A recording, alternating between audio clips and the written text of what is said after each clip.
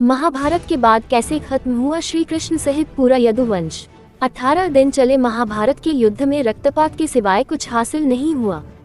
इस युद्ध में कौरवों के समस्त कुल का नाश हुआ, साथ ही 5 पांडवों को छोड़कर पांडव कुल के अधिकांश लोग मारे गए। लेकिन इस युद्ध के कारण युद्ध के पश्चात एक और वंश का खात्मा हो गया, वो था श्री कृष्ण जी का यदुवंश।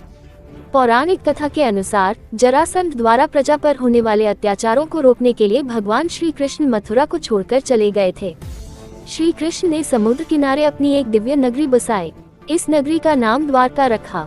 माना जाता है कि महाभारत के 36 वर्ष बाद द्वारका नगरी समुद्र में डूब गई थी।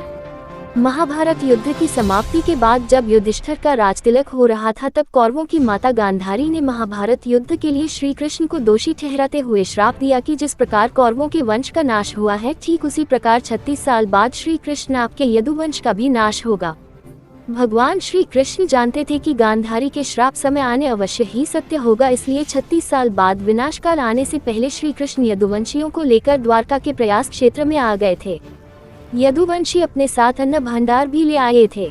कृष्ण ने ब्राह्मणों को अन्नदान देकर यदुवंशियों को मृत्यु का इंतजार करने का आदेश दिया था। कुछ दिनों बाद महाभारत युद्ध की चर्चा करते हुए श्री कृष्ण के पुत्रों के मित्र सात्यकी और कृतवर्मा में विवाद हो गया। सात्यकी ने गुस्से में आकर कृतवर्मा का सिर काट दिया। इससे उनमें आपसी युद्ध भड़क उठा और वे समूहों में विभाजित होकर एक दूसरे का संहार करने लगे। इस लड़ाई में श्री कृष्ण के पुत्र प्रद्युम्न और मित्र सात्यकी समेत सभी यदुवंशी मारे गए थे। केवल बब्रू और श्री कृष्ण के सारथी दारुकी बचे रह गए थे। यदुवंश के नाश के बाद कृष्ण के ज्येष्ठ भाई बलराम समुद्र तट पर बैठ गए और एकाग्रचित होकर परमात्मा में लीन हो गए। इस प्रकार शेषनाग के अवतार बलराम जी ने देह त्यागी और स्वधाम लौट गए। बलराम जी के देह त्यागने के बाद जब एक दिन श्री कृष्ण जी पीपल के नीचे ध्यान की मुद्रा में बैठे हुए थे, तब उस क्षेत्र में एक जरा नाम का बहेलिया आया हुआ था। जरा एक शिकारी था और वह हिरण का शिकार करना चाहता था। जरा को दूर से हिरण के मुख के समान श्री कृष्ण का तलवा दिखाई दिया। बहेलिये ने बिना कोई विचार किए वहीं से एक तीर छोड़ दिया, जो कि श्री कृष्ण के तलवे में जाकर लगा। जब वह पास गया तो उसने देखा कि श्री कृष्ण के पैरों में उसने तीर मार दिया है। इसके बाद उसे बहुत पश्चाताप हुआ और वह क्षमा याचना करने लगा। तब श्री कृष्ण ने बहेलिये से कहा कि जरा तू डर मत, तूने मेरे मन का काम किया है। अब तू मेरी आज्ञा से स्वर्गलोक प्राप्त करेगा। क्योंकि श्री कृष्ण जानते थे कि वह बहेलिया वानर राज बाली था, क्योंकि प्रभु ने त्रेतायुग में राम के रूप में अवतार लेकर वानर राज बाली को छुपकर तीर मारा था। कृष्ण अवतार के समय भगवान ने उसी बाली को जरा नामक बहेलिया बनाया और अपने लिए वैसी ही मृत्यु चुनी जैसी बाली को दी थी। बहेलिये के जाने के बाद वहां श्री कृष्ण का सारथी दारुक पहुंच गया। दारुक को देखकर श्री कृष्ण ने कहा कि वह द्वारिका जाकर सभी को ये बताए कि पूरा यदुवंश नष्ट हो चुका है और बलराम के साथ कृष्ण भी स्वधाम लौट चुके हैं।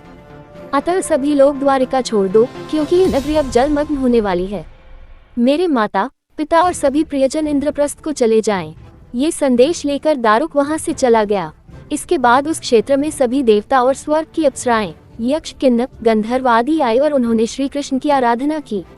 आराधना के बाद श्री कृष्ण ने अपने नेत्र बंद कर लिए और वे सशरीर ही अपने धाम को लौट गए। श्रीमद् भागवत के अनुसार जब श्री कृष्ण और बलराम के स्वधाम गमन की सूचना इनके प्रियजनों तक पहुंची तो उन्होंने भी इस दुख से प्राण त्याग दिए। देवकी, रोहिणी, वसुदेव, बलराम जी की पत्नियां, श्री कृष्ण की पत्रानियां आदि सभी ने शरीर त्याग दिए। इसके बाद अर्जुन ने यदुवंश के निमित्त पिंडदान और श्राद्ध आदि संस्कार किए।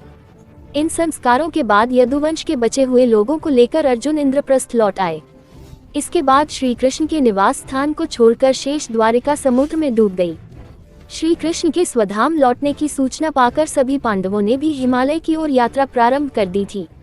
इसी यात्रा में ही एक एक करके पांडव भी शरीर का त्याग करते गए। अंत में युधिष्ठिर सशरीर स्वर पहुंचे थे।